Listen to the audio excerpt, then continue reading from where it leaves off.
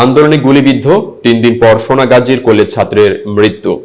বৈষম্য বিরোধী ছাত্র আন্দোলনে গুলিবিদ্ধ হওয়ার 3 দিন পর ফেনীর সোনাগাজীর উপজেলার এক কলেজ ছাত্রের মৃত্যু হয়েছে। তার নাম মাহবুবুল হাসান।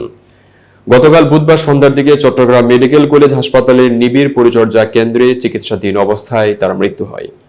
মাহবুবুল হাসান উপজেলার চরচান্দিয়া ইউনিয়নের মধ্যম চরচান্দিয়া এলাকার মৃত নোমান হোসেনের ছেলে।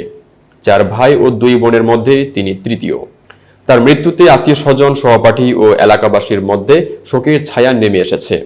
এ নিয়ে আওয়ামী লীগের সন্ত্রাসীদের গুলিতে জেলার বিভিন্ন এলাকায় বৈষম্য বিরোধী ছাত্র আন্দোলনে 9 জন ছাত্র জনতা নিহত হয়েছেন। স্থানীয় লোকজন ও আন্দোলনে অংশ নেওয়া শিক্ষার্থীরা জানান, গত রোববার দুপুরে বৈষম্য বিরোধী ছাত্র আন্দোলনের ডাকে ঢাকা-চট্টগ্রাম মহাসড়কের মহিপাল এলাকায় মিছিলে ছিলেন মাহবুবুল হাসান। এমন সময় ফেনী শহরের ট্রাঙ্ক রোড থেকে আওয়ামী যুব ছাত্রলীগের নেতাকর্মীরা অস্ত্রসহ এসে ছাত্রদের দিকে এলোপাতাড়ি গুলি করে। এতে অন্তত 50 জনেরও বেশি ছাত্র জনতা গুরুতর আহত হন। মাহবুবুল হাসানের ভাই মাহফুজ আলম গণমাধ্যমকে বলেন, তার ভাই মাসুম ছাগলনাইয়া কলেজ থেকে বাংলা বিষয়ে অনার্স শেষ করেছেন।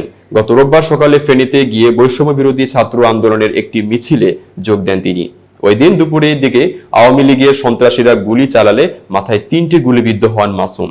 তাকে উদ্ধার করে ফেনী জেনারেল হাসপাতালে নেওয়া হয়।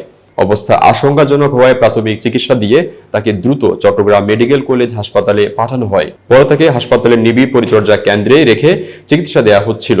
গতকাল সন্ধ্যার আগ মুহূর্তে চিকিৎসাধীন অবস্থায় তার মৃত্যু হয়। মাহফুজ আলম আরো বলেন, রাতে চট্টগ্রামের হামজাবাগ শাহী জামে মসজিদে প্রথম জানাজা শেষে মাহবুবের লাশ নিয়ে তারা বাড়ির উদ্দেশ্যে রওনা হন।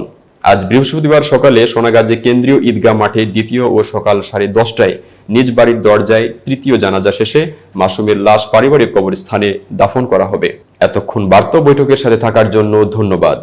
নতুন নতুন তথ্য ও সংবাদ পেতে বার্তা বৈঠকের ইউটিউব চ্যানেল ও ফেসবুক পেজের সাথেই থাকুন।